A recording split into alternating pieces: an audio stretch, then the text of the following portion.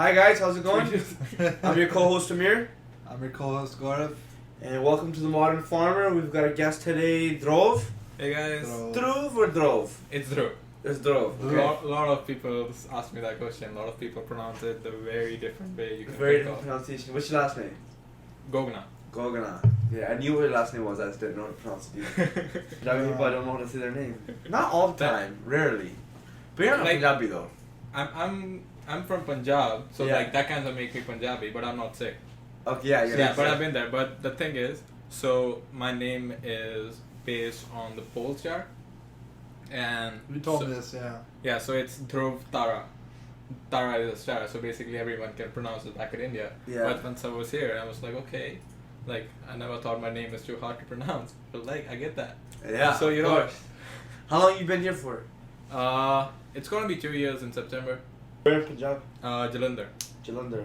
Okay, and how come you decided to move to Abbotsford or British Columbia, or what was your choice there? So back in India, University of Fraser Valley have their branch in there. They have a campus in Chandigarh. So I did a 2 years course over there. Then I took a transfer in BBA in UFT Abbotsford. Yeah, So that's how it worked out. logistics. Logistics. Logistically speaking, that was your opportunity to travel out of Punjab. Exactly. Was and the most easiest way, or what worked well, was through the university, and that was to here in Abbotsford because there's sister schools. Exactly. Yeah, there's sister schools. So I know about that. Great. Tom's been there. Tom Bauman. Oh. He's been there, and then Mike. No, I don't think Mike. Tom's been there. Mike Ivanov. I don't think Mike Mike. Ivanov has I don't been think there. Tom's been there. Mike Ivan's been there all the time. Yeah, Mike He's- Ivanov's been he's a still few there. times. he goes all the time. But Tom used to tell me about it, and then just through school, I've learned about how that process is, and obviously, and later on in my degree, I saw a lot of more people coming from India, a lot of more international students at school while I was going to school, and everyone just like, whoa, what's going on? It took off in like 2015. So in Exactly, the yeah. earliest batch of mine, 2014, I think Yeah. there were only 30 students back in like whole class. Really. But after that, there were 3 sections. Yeah. And every section have like 45 students in it. Yeah. So that made a culture. It's Wow. not But it's cheap, chill. man. It's not It's cheap. definitely not So cheap. UFE It's really went ham on it, crazy. and I always thought from the beginning that there was some sort of economic, incentive for them to do that, because a university at the end of the day is a Business. business. Well, it's Right? all worth it, but just saying, we pay like 3 times the domestic fee. Yeah. So one Yeah. course to us is like $2,000. Yeah, we pay like exactly. $5. So we have to be serious. Yeah. Oh. A semester can be $8,000 then. 10,000. 10,000. 10,000. And- Wow. And we have to do like 5 courses minimum. So like even if we do like 4, we still have to pay tuition for 5. Oh, you still have to pay for 5. Yeah. Yeah, that's 8 semesters. That's 80 grand, right? Ex- Right there. It's kind of Yeah. More or less. more or less. But that's their money, right? What if you take 6 classes in the semester? Do you still pay 10 grand? No, so I pay according to the credits. So then I pay like Oh, you $2,000 every course, and then like $1,800 for no loss. Oh, okay. That's crazy. It's pretty interesting. It's good. Do you feel like your time here, because you've been here for 2 years, do you feel like it's been worth it? Oh, definitely. Like there is a great exposure that I had. Met a lot of people in my career, in my own field, learned a lot, and I say like it's all worth it. It's all worth it, eh? Yeah, it's like the education over here is like really practical. I'll give it to that. And like Oh, yeah, 100%. Yeah. it's like 100%. you learn what you do. Yeah, no, because I did my exchange program in Holland, Uh-huh. so I studied 6 months out there, and the entire degree out there was, well, not entire. I'd say 3/4 of it was really theoretical based, Mm-hmm. and it didn't have a practical base to it, where you at V, like the stuff that I learned in regards to agriculture and even the business, I was able to apply it on a day-to-day basis here at the farm during my degree. And I still do. I still rely on some of the knowledge that obviously I use it all the time. But every single thing that I would say pretty much 3/4 of the stuff that I learned there I'm able to apply, were only the 3/4 of the stuff that I learned, only a quarter of the stuff in Holland I actually learned I can actually apply. And it was really like, man, the most practical stuff that I really learned from Holland was having a connection with teachers or learning from my fellow students or going on the field trips that I went on. That's where I learned quite a bit from. But it was really like night and day. And you don't experience those things until you go to different school and practice there, you know? And study there. You don't see the things that you're missing. UFU is really good for that. I really have to applaud UFU for that reason. Like, if you can't implement the things you learn, why do you even learn? Exactly. Like, so implementation is really important. No, but some people don't like they come here, have education, but they don't apply it. Oh yeah, I have so many friends. That's a big issue. I feel like that in that society as well, with students who come here from overseas, like they don't take the most out of it. That's true. You know, I see that happening a lot. And did you come from Punjab University with a degree or partially a degree or in middle of the degree or what was going on? No, I was there. There is a like proper UFV campus back in there. I know. It was University of Fraser Valley, Punjab, right? No, it was Punjab is like the state, so it was University of Fraser Valley. So what happened back there was a college, SD college, and in that college we had a small university in there. So there was like 2 buildings that was like 2 UFV, and everything was in there. All the classes were there, all the presentations were there, all teachers, officers, like professors, staffs were there. In 2 buildings. In 2 buildings, yeah. But we had like 150 students, so I think that's fair. That's not bad. But when you were there, were you completing a degree, working on a degree, or did you come fresh into a degree? What do you mean? Like, were you practicing a degree? Were you studying there at the university there? Yeah, I was. I did my like 2 years back in India. You did 2 years back in India? Back in India. Then I like in the same course, in the same degree, I took a transfer from my Chandigarh campus to Abbotsford campus. Basically, you do the first 2 years, then you pick your concentration, then you go here? Kind of that how it works internationally. Is that how it works? Exactly. Okay. We don't have like much of a choice back in India, like which courses to choose. Yeah. Like we don't get to offer like specifically what electives you're gonna need, or like what side courses you wanna do. But that's kind of the thing. What they have available is what you have to take there. Exactly. Of what course. the professors are. Limited resources out there. Yeah. But they usually cover all the basic courses. So like the courses I did over here were like kind of advanced. So they had prerequisite, and those prerequisite I have done back in India. So I was covered for the most part. How do you, when you compare yourself to when you first came here and to where you are now, how do you feel like you've grown? Well, in a lot of different ways, I say. Starting with my career, I made some really good connections, and the reason I'm working at this spectacular, hard-working, family-owned business is Maan Farms. Thank you. So that's great for this. I know we're drinking beer. What a great work life, right? Yeah. So yeah, I learned that. Then a lot more, like a lot of new people. There was a cultural change for me, of course. Yeah. But I think I adapted well, and I think now it's under control. Yeah. Where do you see yourself now? Well, I see right where I'm happy what I'm doing. I'm like basically pursuing a job in my own career. That's what I like. That's what I thought about. And what was the degree? I did my majors in marketing, and with a certificate of communications. Certification of communications. Yeah. Okay.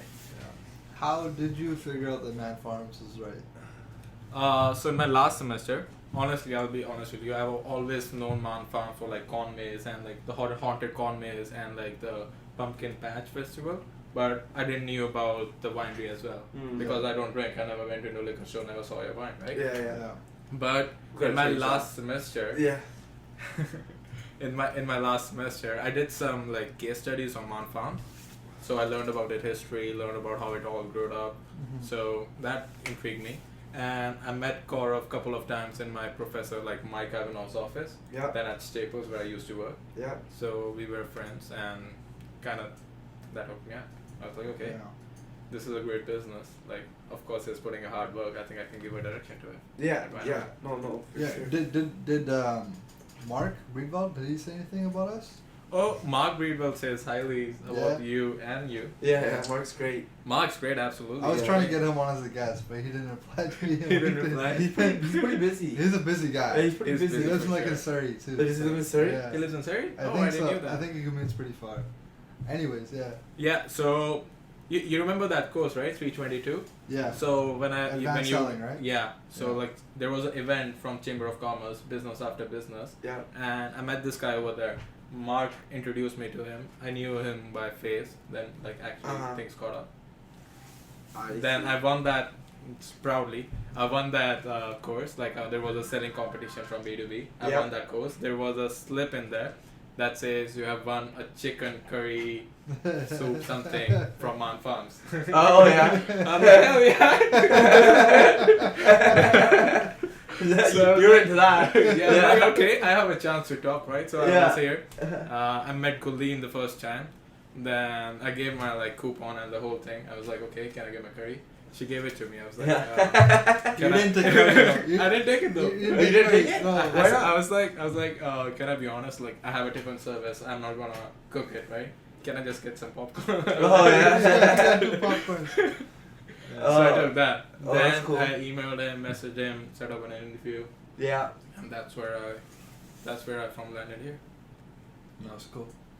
Yeah, you said you won the competition. What was the competition about?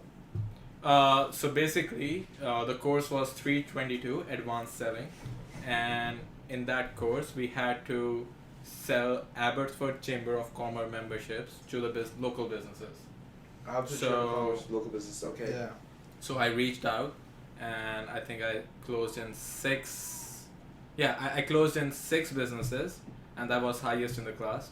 And I also won the highest international student record from 2014 to 2019. I could probably say that. That's It felt pretty good. That's pretty good. I don't know. I kind of just hate how freaking these businesses penetrate the university and use these students for their own self-purpose. Don't you think that? I realized that like the third year with all like the big 4. There's big 4 accounting firms, right? Yeah. All they do, it's a funnel for them. They talk to the university. The best students from the university are hired with them. They get all these interviews. That's They're true. hired from That's them, right? And then basically these students are working for free because like I have a friend, he works more hours at home than he does at the firm, but he only gets paid at the firm. Because he's trying to show them like, because there's so much competition, he's trying to show them like above and beyond. That's the only way he can advance. Because he wants a job. He wants a job, right? And honestly, for me, That's so I just- trash. It's crazy. It's a funnel, 100%. That's so funnel. trash. Yeah. Dude, literally, we'd sit down in class, right? He'd be like, alright guys, so I have this company that I want to get going. Global Box. Box. Little box. Again, this is what the company's about, and we're all like, okay, where are you going with this? So, you guys can be a part of it. Like, gets us hyped up and get us a part of it. And he's like, so I need you guys. Some people do this, some people do that. But I really need everybody to do a portion of what they call data entry. It's pretty much what he wanted my class to do was shit ton of data entry, right? Like a shit ton, dude. Like a lot. Like shit that he didn't have to do, you know what I mean? He's just using the students and their time, and he's like, if you do this data entry, you'll get an A. So just him sitting there and asking us to be his little guinea pigs and do the work for him like robots, so we can get an A. I think 3/4 of the class was like, yeah, I'll do it. I don't care. I'll get an easy A. But like me and like 1 or 2 groups were like, fuck that. We don't want to do this shit. We want to actually. We came here. We spent our time to go get a good learn something out of this class. Because literally, university is you only get what you put in. Right? Exactly. You sit there and you can get through. You can get a C, 100%. and you can dick off and don't show up to all the classes and still pass and get a degree and walk out. Or you can force yourself to actually care about the curriculum and really deep dive and see how that actually applies to your own life, right? And that's like how I literally took to university on a day-to-day basis. Obviously, some courses also, which I was like, I have no fucking clue like how I'm gonna actually apply this to my life. We're just trying to get by. But majority of the courses, because I said it was so practical, Yeah, I had the exactly. opportunity to take it. Like even aviation courses that I took it. Some of the professors that I talked to, I've already had a ROI. For example, there's been chances where I've had to, where they're like, we're looking for 2 guests. Where we're sitting in the airport terminal, they're like, we're looking for 2 guests who are willing to stay after the second flight. And I know that my professor, he said that there's like $800 budget that each airline gives towards their customers to stay back and take the second flight. because it's their fault that they're asking me to do it, right? That's true. And so he offered me 400, and I was like, well, I'll take 800 because it's Air Canada.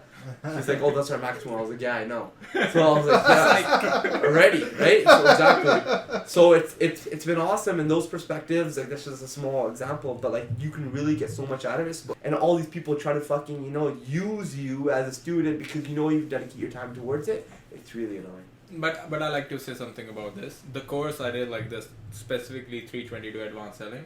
I think this worked in my favor, because that was a really practical course. Exactly, Yeah. because all you do, you don't have to actually show up in the class. There is a book that you have to read. Yeah. But all you do is like do cold calls or go out there, meet your businesses, and that gives you confidence. I think that gives me an Confidence. exposure. Oh, I agree. So, I agree. like- Yeah, why would a company participate and provide that opportunity to students if they're not getting something out of it? And by I them agree by providing that. the opportunity, you have an opportunity to learn something new. Exactly. That's so true. It's 'Cause kind you of can like a fuck quick it all pro up. pro. Yeah. You could Yeah. ruin the name of Chamber of Commerce Exactly. to the companies because you're representing them now. No, it's true. That's so true. 100% true. That's so, Watch the tape. I really appreciate that perspective. That's for sure. But I don't appreciate the perspective of fucking someone sitting there like, hey, you want to put the data entry for an easy A? I complain a little bit about it. Safe to say you're a little heated. Yeah, a little, man. Just. I think you're just a little hungover, man. No, not after this beer. I feel like $1,000,000 after this beer. It is wedding season, that's for sure. Good friends getting married, man. So it's partied hard last night. That's for sure. You're going to a lot of stags? No, not going to a lot of stags. Like, you know how Punjabi weddings are. They go Yeah. for 4 or 5 days. So, man, it's crazy. Yeah, man. It's that's how it crazy. is. Tomorrow I'm gonna be drinking, and Saturday That's I'm how it drinking too. is. It's fucking rowdy. It's all man. good time, man. No, it's not, because the next day you're like, what am I doing with my life? You wake up. I've been. Two of my best friends have got married this year. So Okay. I went through those 2 weeks already. Oh. Another one of my friends getting married in July. The week before we're getting married, we're going to Tomorrowland. So the whole weekend. You're going to Tomorrowland? The weekend before he's getting married, the same guy is getting married the next weekend. Yeah. That's sick. So I want to go what- there. Like that. No, that's go. That's in my bucket list. Yeah. Like once I have No, money. no. Yeah, so we're leaving on the 15th of July. Yeah. Coming back on the 22nd. His first event is on the 22nd. Oh, So he's gonna get off the plane and go to the first event, and the whole weekend he's gonna the whole week is Oh, you told me this. a shit show as This well. is good. No, that's good. I'm I don't know how I'm gonna survive, but it's good. But you're gonna love it for Yeah, sure. you're gonna have a good time. Yeah, it's gonna be that's good for sure. shit. Yeah, So you're not even into that kind of music. You just want to go because it's a cool It's- festival, right? it's a bucket list thing. Yeah, It's- it's a festival. Like I'm not sure if you guys have seen like Tomorrowland After We movies or not, but these are crazy. They're designed so well. You can actually live a life over there. Like you have everything. Like you sleep No, in a it's tent true. with- It's 100% like, true. Yeah. You don't know when the week passes by, right? Like 2-3 nights. That's It's nothing. only 1 week a year. A week, 1 weekend. I think it's 1 weekend a year. Yeah, 1 weekend or week. weekend. it's 1 weekend. I don't know, but It's it 4 can days. go- 4 days. Yeah. It's basically 4 days. Basically, yeah, we paid for it, but it was worth it. yeah. It was worth it. You love it. Yeah. I'm excited for you. Man. It's gonna That's be great. good shit. Yeah, we're spending 2 days in Amsterdam, then we're taking a train to Belgium. So Amsterdam, Belgium. This That- guy's living a dream. Yeah, I've it's been good there. shit. It's good shit. It's nice, man. It's beautiful. Have you been to Amsterdam? I lived in Holland for 6 months, man. Oh, yeah, you yeah, just told me. I lived in Holland for 6 months. That's- Been to Amsterdam a few times. It's a beautiful place. It's like Vancouver times 10. Really? Definitely Vancouver times 10. 10 times the size, 10 times the people, 10 times the stuff to do. 10 times it's crazy, 10 times it's chill, 10 times like it's just a lot more of what Vancouver you see. Like it's like Robson Street times 10. Robson seems 10. Times 10, yeah. Nighttime, daytime, morning, Yes. element. Oh. Times 10, yeah. Basically. It literally, it's a lot of that. It's really cool. It's really cool. I think everybody should go to Amsterdam. It's not something that you really need to do when you're younger. You can do it when you're later on too. You know, some Mhm. stuff you need to go when you're younger and go party and stuff. I see Like what Vegas and, well, fuck, you can go to Vegas when you're older too, but. you Uh, can Vegas go anytime. But like, the Go for a weekend, come back. yeah, I mean, exactly. Or like spring break trips, like Mexico trips and stuff like that. Just quintessential things that you're supposed to do when you're younger. Like, it's not one of those. I'm sure you can, but it's just like, you can totally do it later on in your life when you're just taking it easy. And you still have a great time. Because there's so Yeah. much to do for so many different types of people. That's great. A lot to do there. But it was really unique. Well, I'll probably go to Vegas for the first time in November. I've And never I'm been. gonna. I've never been. You You never to been? Vegas? We're I've supposed to been. go on 9th, 10th, I'm 11th, down. 12th. But Sunflower Festival. Yeah, you saw that, right? Yeah, shit. You know, J Cole is performing there. I heard that, man. You wanna go? I really want to go. For Where? At Vegas? Yeah, Some and- people perform. It's like J. Cole. It's like Kendrick Lamar. Exactly. Yeah. I've Every- seen Lil Jon. I've seen G-Eazy. I've seen When is the Jeezy? at the freaking at Vegas, man. No, Jeezy's they're coming there performing. too. They're performing there. Yeah, they perform. Oh really? Yeah, they perform. Always they perform at the clubs. Really? Yeah. Sometimes you're just going there, you don't even know they're there. Oh, Lil Jon has passed me a bottle of booze. I swear, on the dance floor. that's sick. It's wild, dude. That's It's a sick. good time. I'm serious. That should be an awesome place. Like Oh, I'm pretty down. the I might go. lineup is amazing. I Like might go. every big artist, you It's know. like everybody They're Oh, great. yeah. Like from a Schoolboy Q, Tyler the Creator. We had a pretty good day today about Sunflower Festival. You had a pretty good day today about the Sunflower Festival? Yeah, pretty good day about Sunflower What does Festival that today. mean? Well, I think it's really cool that I have the opportunity to plan and organize events, right? As it's part of my job, or it's just about how to create tourism on the farm, and so you get through these processes of about like 2 weeks or 3 weeks, or they're literally.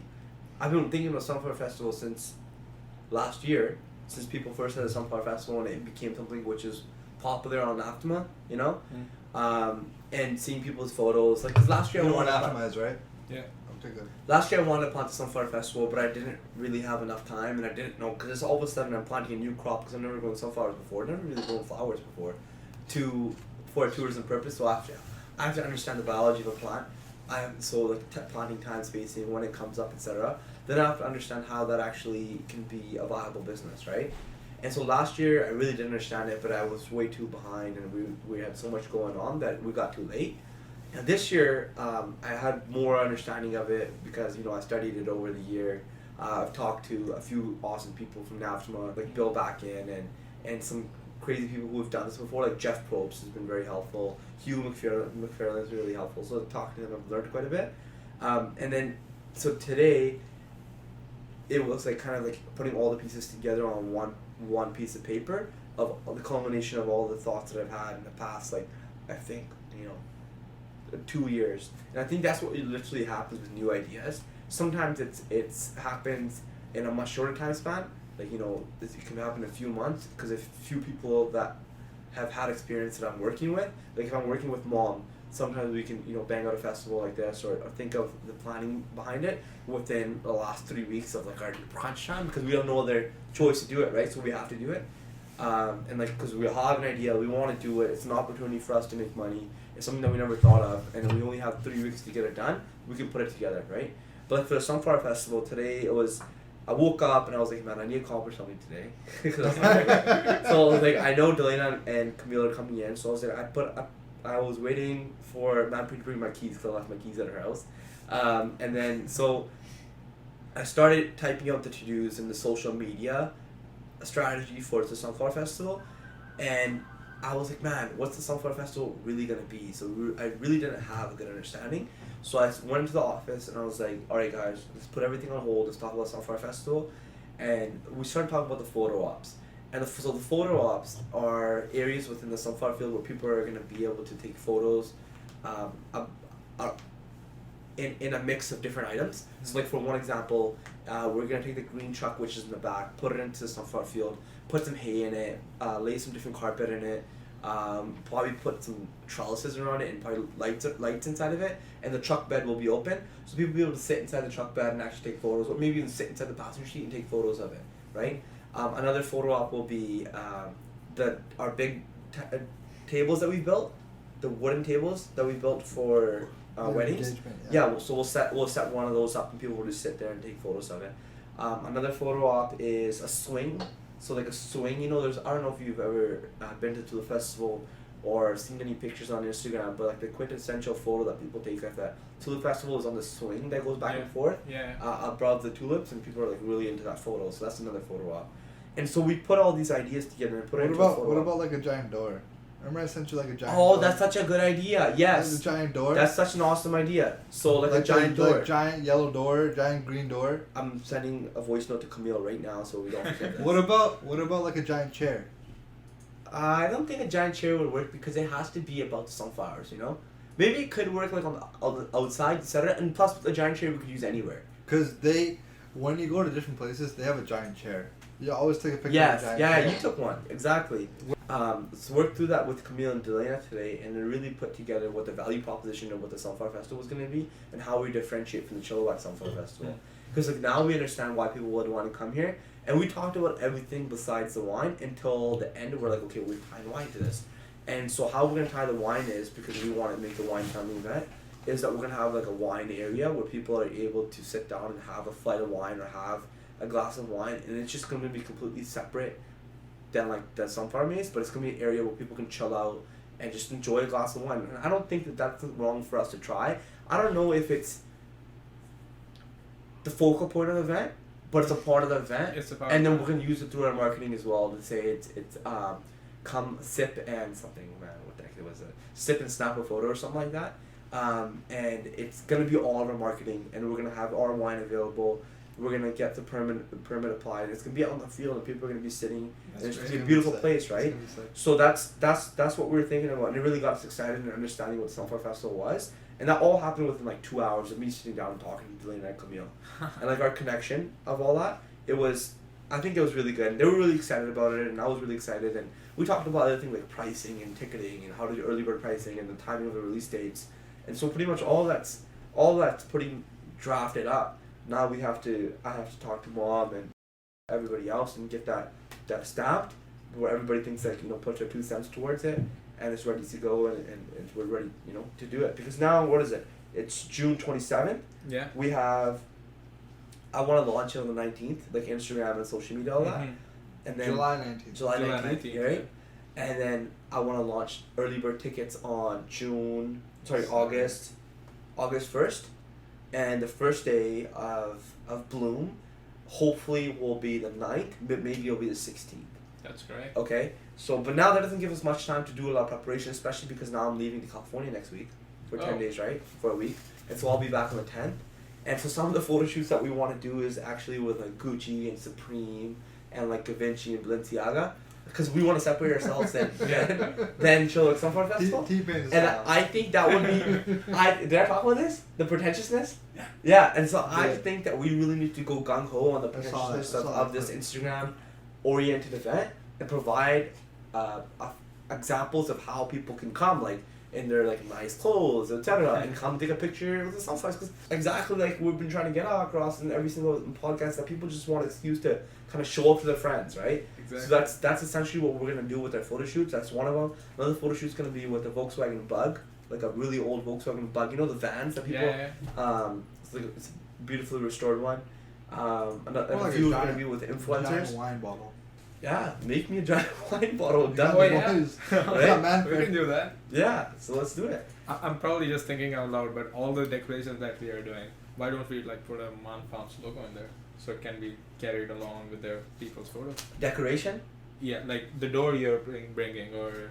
Oh, like definitely, definitely. Like, yeah, definitely. Like subtly place it where it's not annoying. Exactly. But it's there. It's not on your face, but it's there. People can. Exactly. And then people are really into like tagging us and showing where the location is on Instagram, etc. So like having a sign saying, "Hey guys, welcome here. We know you'll be taking a beautiful picture. If you guys want to love to share with your community, please tag at Maan Farms. Please tag this location.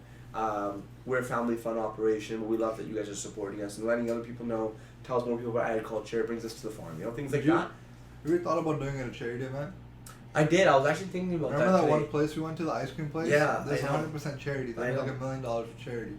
Whoa. And Where it's is a that? Sunflower Festival. I think it was 5 million. Something like that. It's definitely 7 figures. Where is that? Where is that? That was in Connecticut. No, that was in Cincinnati? That was in. No, we didn't go to Cincinnati. I don't know. Where did we go? Was that in Tennessee? Connecticut, man. No, not Tennessee. That was Connecticut. It was like a different part of Connecticut. Yeah. No, they had this giant farm, and they make $5 million for charity. $5 million from charity. For charity, yeah. Because that's impressive. That's impressive marketing too. No, what is there's like a cancer flower. I forget what it is. I always think about incorporating charities into the Haunted, or into Sunflower Festival, or even into Easter. And I don't think that it needs to be amazing, but with so many different moving parts, I don't want to incorporate a charity, or I don't want to do anything unless that we're dialed in and we can provide like an opportunity for people. One, right, like to actually, for the charity to be beneficial. Yeah. Number two, I just don't really know how to incorporate it. Because it was so small, but what we used to do is give people $1 off, they bought like a can of food. Remember we used to do that for the haunted corners? Yeah. We used to do that on the farm. We can still do that. That's something so small. I think that another reason why we haven't dealt with the charities because I don't think that we've picked something which has been meaningful to us. Because charities are all about giving back, right? It's true. And like you want to help people or you want to help everyone, but you really want you really have the best a willingness to help for people who you have conviction for the actual problem. The best move you can make is make your own charity. I know, man. Make your own non-for-profit. That's the best move you can make because it lobbies the community so much. It lobbies the government. Yeah. That's what it does, 100%. It does. It's a non-for-profit business. Yeah. Especially if it's solid, like if you're actually making really, really good impact. Yeah. Locally, you can see that money actually going towards something tangible, and you can see the benefits. Yeah. Right? That's like really cool, man. Yeah. I don't know who you should talk to? Jerry Palmer. Jerry Palmer is part of so many freaking like events like that. We should have that guy here, man. Honestly, but he's part of so many. He's a professor and a lawyer. Yeah, that's right. He's on so many boards, like non-profit boards, like it's insane. So you should talk to that guy. We should bring that guy here on. We should. Yeah. He's a funny guy too. He's great. I think he'd do it. Right? Yeah. I think so. I think the reason of this podcast should be making more B2B connections. We love that. Underlying reason. I like that. Underlying reasons for us to make B2B connections with the community. Because everybody would feel like being on the podcast. Like I've told a few people, they're like, "What? You're on a podcast?" No, it's like, still new. Cool. It's still new and it's fun. Now because the sunflowers are coming out of the ground, but like honestly, it's been so cool to have Delina and Camille be as passionate about the Sunflower Festival as I am, and it's so awesome because they're like getting excited for something which I'm excited for, and to see an employee be excited for something and care for something as much as you do is like it's badass. It's like that's really the best thing, man. It's so bomb to see that. So like they care and they're providing such good input. Like Camille's like, no, we need to have, like, she was like really upset for some specific reasons, and like having employees upset to get their point across because they are passionate that they're right and it would be more beneficial for Maan Farms is literally all you can ask for from an employee, right? Yeah. That's really cool. So, because I think that one of the common topics that we talk about on the podcast is like our employees and how to hire, train, and fire essentially better employees and do a better job about HR. So I think that was the point that I wanted to add in there. So that was pretty dope. That's great. Mm-hmm. Yeah. You guys don't have sunflower festivals in India, man. No. I feel like they have a lot of water parks in India. There's some water parks. I feel like there's water parks in India, right? Yeah, like there are a few.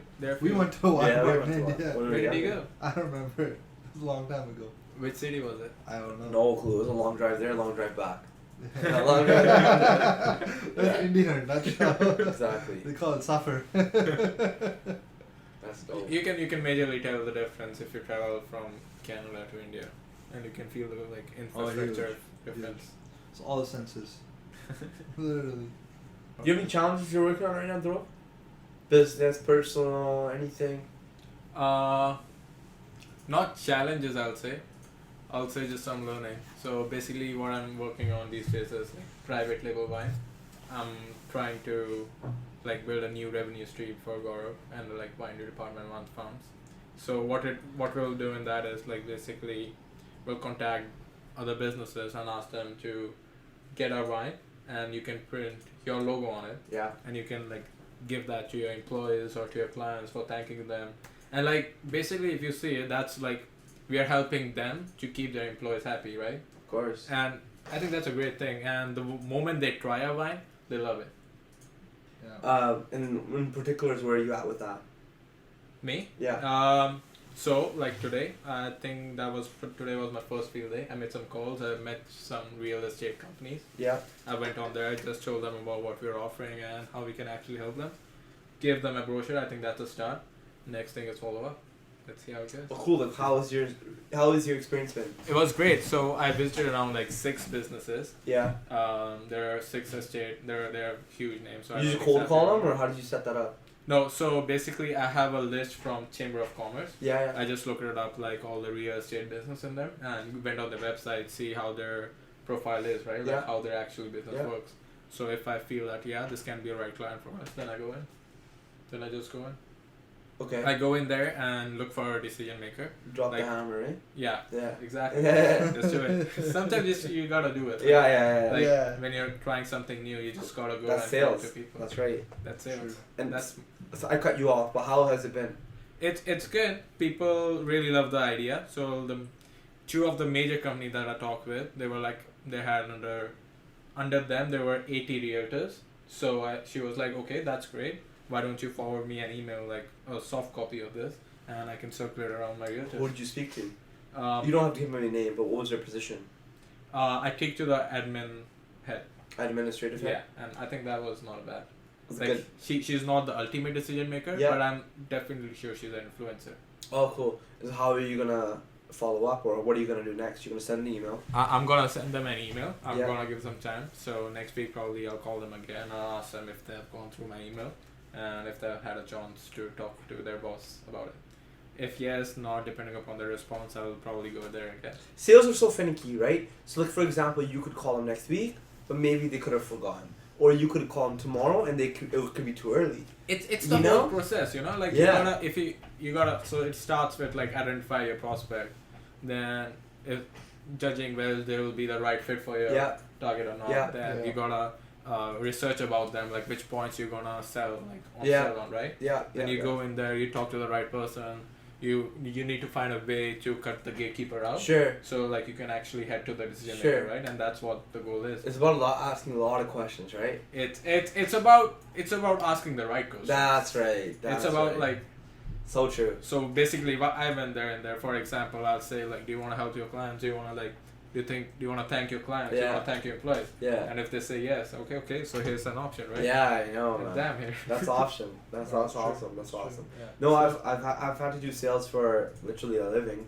I opened up a magazine when I was came right back from Holland, Mhm. and we actually used to distribute 10,000 copies throughout the Oh. Fraser Valley. It was me and a bunch of my friends, and I had a large portion of the sales. I hated it. I didn't like. I didn't like. Were you cold calling?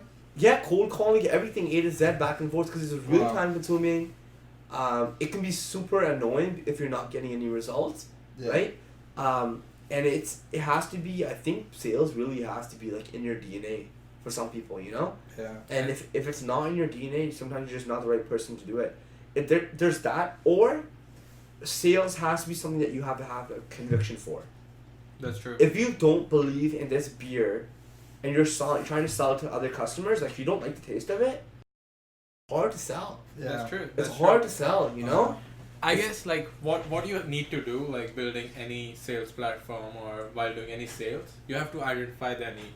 Yeah, And if there is a need for it, yeah, people's gonna buy it. 100%. You just have to Yeah, it's explain true. them that Yeah. it's like this advantage is Yeah. benefit for you. yeah. That's yeah. true. So that's what you Yeah. do. Yeah, for the summer, I ran a franchise. In college for window cleaning. How I got into there, there's a program through UFE. It's called, what is it called? Like where you find like careers? I forget Co-op, co-op yeah, program. co-op, So I went on co-op, there, I'm yeah. like, oh, I should get a different job. You know, Yeah. just for, try things out. And on there, I found one called College for Window Cleaning. Mm-hmm. And then I read the thing. I sent a cover letter, like giant cover letter. Then I got a response. I got interviewed on the phone. They got interviewed in person, Yeah. right? And then I got the job. Basically, what the job entailed was me going to like door to door and knocking on the door. Like you get an area and you knock on the door, and like the first like week, 2 weeks, I was like, this sucks. Like I don't know what I'm doing. I'm so awkward. Then I like sat down, like I made a system. Like every single person, like the biggest thing that I changed was like if they said no, then I'm like, okay, bye. If they were interested, then I continued. That's the right first way to thing put it, that, right. that I did. I was getting so many more leads when I did that. Like I would say, hi, how are you? What's going on? Are you interested in services? They said no. I'm like, okay, thank you, bye. Right? If they said they're interested, then I would go deeper in and tell them like what I'm offering, and then maybe to give them a quote and then follow up and get a sale. It's like Right? it's like exactly like prospecting, right? Like you have 100%. to identify who the right client's gonna be. Yeah. And if they're not right, I took it as like a challenge. Like I would look at a neighborhood, I would go there during the day and I would knock on doors for like 8 hours, 10 hours. Oh. And I would just keep walking. I'm like, next door is gonna be a yes, next A door. lot of hard work, man. It's fun. A lot It of was hard fun for me. Really? It was fun for me because like I would challenge myself. I remember this one person. It said no trespassing, right? The house was giant though. I'm like, this is gonna be a good thing. So I walked in there. I walked past the gate and knocked on the door, and I got like $1,000 house. For like 4 hours, make $1,000 because I no one else would have done that, right? Yeah. No trespassing. I was Yeah. like, screw. What's the worst gonna happen, right? It's Yeah. not the States. They heck get shot, you know. Yeah. It's so cool. Yeah. No, I think So- it's really cool to have a business that we have because there's so many different things that are going on. Like for example, there's sales, there's wine production, there's farm markets, sunflowers that we just Yeah. talked about. You know, guys like today I had a big conversation with mom, dad, and two of our lead guys, the Mexican guys, about how much they're getting paid in their roles. We talked about all of that. So it's like there's so many things that we do here at Maan Farms that has to do with like all these other businesses which just do that one thing, right? That's right. So like when people are saying, because I think it's one of my biggest like annoyances of the company, but it's just me being more, I have to be more patient and understanding. There's so much that's going on that it's like, why are you like people? I know that people think about this about us. Like, why are you guys taking on so much when one thing's not even done? But it's like you can't. You have to build the airplane as you're flying it if you want to do all these different things. Like for example, we just put new shipping containers out there by the cold storage because we need more space. But I know we need to still work on the house for the guys and make it more beautiful. We have the grapes to prune. We have the strawberries to prune. We have strawberries to plant, and all these things that are happening in regards to the farm that needs resources to do. So it's like, Amir, why are you creating a new project? It's because of like Khalsa needs space, and Gaurav has to bring wine, the berries in, and we need space for the berries because the room's already been taken up, and the only way space to get room is to take Khalsa stuff and put it into the shipping containers. Now we'll have room to bring the berries in so Gaurav can use them for the wine. So there's all of these things that are like happening all at the same time, and it's just something that you kind of have to like be flexible towards this business, and not that many people can handle it because it That's gets true. really really annoying. It's all over the place. It's You really know what I annoying. think? I think you guys are, I'll say it out loud, you guys are opportunists. So you grab opportunity, you work on it, but at the sidelines you see another thing, and okay, we gotta go. Yeah, for that. yeah, Yeah, no, it's true. So even for the stretch, Yeah. you guys do it. yeah, And like it's Yeah. okay, like you Yeah. always have to have I know. a lot of things on your plate. That's how Yeah. you grow. that's Yeah. true. And That's true. it's like a really good pace. The pace Yeah. is always increased, and Yeah. that's all you need, right? I think 3 years ago I've had like the realization of like shit, man, we have to work on less things and work on more on the things that we're doing right now, like more scalability, less points of parity. Is that how it Mhm. actually is? So like have a business or have our business quit doing new things and just do more of what we're currently doing, and I think I'm slowly getting to that point. But the thing is that those things that we're currently doing, they have small things within them that are, because those parts of the business are getting bigger, so now they have more things that need to get done within them. So that's fine too. But like for example, all I work on as a person is the marketing, the farming, and the events, the big events that are coming forward. I'm pretty sure that's literally all I do. And like I've decided to remove myself from the things that I used to do in the past, such as managing the floor staff inside the farm market. I don't do that anymore. I don't care. I see when the problems are happening, it pisses me right off. You care, but I you get can't. so bothered. I want to make the change right there and then grab the person and do the training and done with it. But I know by doing that, I'm stepping on someone else's toes, and I'm gonna cause frustrations within the company. So I just don't do it. But honestly, you And it have a saves me bigger time. fish to fry. That's right. Yeah, like a CEO won't deal with like small matters, right? Like I'm just saying, like there's a common joke back in India. So they say if your lights are out from your house, Yeah. you won't call Anil Ambani, like the one of the most richest person in the air, to fix that, right? That's he got true. people doing under it. Yeah, that's literally how I feel like the business has progressed in my mind. And I think that I do have a lot of realizations as as we keep going forward. But that's what you have to start to be great. You don't have to be great to start. Like that's a big one. That's a big. The weddings is a big one because I remember nobody wanted to do weddings. I was like, we have to do weddings. We have to do Do you weddings. remember when we did weddings? We would charge so less. $700. it's yours. I lit a fire. Yeah, I freaking lit a fire. We were like sitting like by a table. We were sitting like I lit it on the floor. Yeah. Everybody's sitting on the couch watching TV, and I was like, Charge 10 grand. "You guys are idiots." Yeah. I literally was like, "You guys are idiots. We're only allowed to do X amount of weddings per year, and you guys are charging this many. How are you expecting to make money?" Yeah. Right? And I was like, "You need to charge like 15, 20 grand for weddings, and that's how much we're charging now." That's true. Right? That's how much people are willing to pay for these weddings. So, yeah. Why do you have that thing on, man? Okay, I'll take the blame for that. I usually box in here like a t-shirt, right? And it's like, it's right where it is, right? It's almost on like the snow thingy. And it's too cool. Then I turn it all the way up, then I forget You're it. fasting and cutting weight at the same time. My ears are red. I'm overheating. I have to drink more beer now. See, now you're making excuses. Yeah, well, you won't drink it either, so I'll drink your share too. Yeah, that's fair. I'll just put it back. Yeah, anyways. We can talk about wine club. We are basically thinking to I start. feel like that's one of those things you have to start to be great. You can't be great to start. That's the big thing with the wine club. You know? Exactly. It's like Mark Zuckerberg is like, the biggest failure that people make is that they don't want to fail.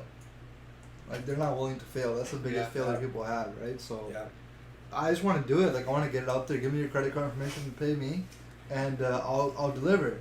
Yeah. That's it. Let's start with that, you know? It starts with the commitment. 100%. So I want to get it done, but they're just like... So we're still fighting on, like, we're discussing what the exact name should be. Like, what are the two names, like what two classes we're going to go for the wine clubs. Any ideas from your side? The name of the wine club? Yeah. We're we're doing like 2 batches. You want to Two what? So we need a name for the wine club, right? And then we need a name for the packages. So there's 2 packages under the name of the wine club, Yeah. right? We're deciding on the name. Right now we have like Berry Drinkers as like the name of the wine club. The Berry Drinkers Wine Club. Berry Drinkers Wine Club, because we make berry wines. The There's types. 2 different options when you sign up for a wine club. Yeah. Okay. The first option is you get 6 bottles twice a year, Yeah. and you pay an X amount of money, right? You get this many benefits. The second option is you get 12 bottles twice a year. You get more benefits. What are these benefits for? What do you mean? What are the benefits? What are the for? benefits are anyways? What the benefits are, anyways? Yeah, what are they? For the first one, there is like you get a free wine tasting for yourself and 3 people. You get 10% off everything, right? And you get free shipping. It's as simple as that. And the second one is like everything that says, like an invitation to an event, or like an event for you guys. And there's a wine tour. Wine like tour. in a wine 101. Like educational there. wine tour, like wine 101. You should offer one with all of those at one price. Lowest as possible. It's an equity thing, man. It's. This is an equity thing. You think so? I think so. From my perspective, you're trying to get people who just love the wine, right? And just keep purchasing wine over and over again. They think it's such a good deal that when it comes time to charge your credit card again and you have to send out a notification out, they already understand this is an awesome deal. Like, this is like a steal. I don't want anyone to know about this because they're going to sell out or something like that, you know? I think it should be just so value oriented. Give more, take less. That's just my perspective. That's kind of how That's we a good started, way. you know. But then it got insane. I understand because more people start putting their freaking 2 cents into it. Yeah. It gets retarded. Oh, I want to do this. Oh, we should do this. It's so dumb, dude. You sell a Scrooge McDuck. That's literally what happens. These people sit down and they lose track of what the main objective is. It's true. The main objective is just to sell the wine and to provide really good value. That's it. That's all I see from my the perspective of the wine club. Like, if you want to do events and all that, dude, awesome, do it. But for people who like give you that much money or whatever you're gonna charge, let's give it to them, man. And then anybody later on be like, I don't know, charge more. I have no clue. But like, wine club for empathy wine, Gary V, is $50, man. That's so cheap. What is $50 each shipment? I think it is, and you get 3 bottles of wine. Oh, I understand. That's so cheap. I understand. You need to think like that. This is so cheap that people can't say no. That's how it needs to be. And why do you need to make 6 or 12? You don't need to, but that's how it's usually structured. Yeah. That's People are are used to that? People are used to That's that. fine, man. people usually Like the biggest winery that's in the area, they do 12 bottles. Yeah. Twice a year. That's all they do. Yeah. But our values, like if we compare our wine club with other wine clubs, Yeah. what we were trying to do is like build a community, Yeah. Yeah. and our values is like way more than other average wineries. Like they don't give a tour, they don't give offer wine tasting. Like most of them, I'll say 70% of them, they just offer 15% off or free shipping. That's it. There is no exclusive any other things. Or in some wineries, there are like you'll get a priority access to events. But that doesn't cost anything. It's nothing, right? Like they're still selling tickets, so it's not actually value. What we are trying to achieve is like actually build a community around it, and we're still finalizing on the event. But basically, what we'll do is we'll call all the wine clubs member and have an event for them. Show them like, yeah, this is a good time. This is the experience you're getting out of this. You know who does in this area who does a wine club and events like that really well? It's Outer Club Liquor Store. Autograph, that's the one in Autograph, right? That's the one we have the 30 case display at. They do events every Thursday. Like one of their last events was like do everything around wine glasses. It was like $125, right?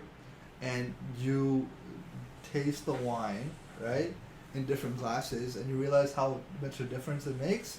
And then you get you get the wine glass kit, which is worth $150.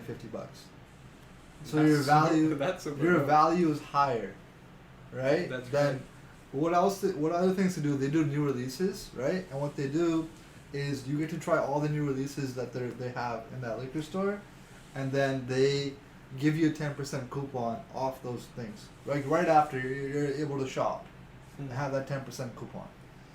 That's good.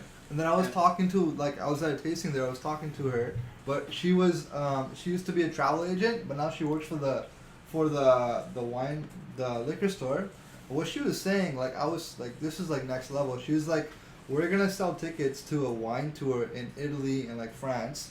They're gonna sell these tickets to customers walking in the door, and they're gonna arrange everything, and they're gonna pay for that through a liquor store.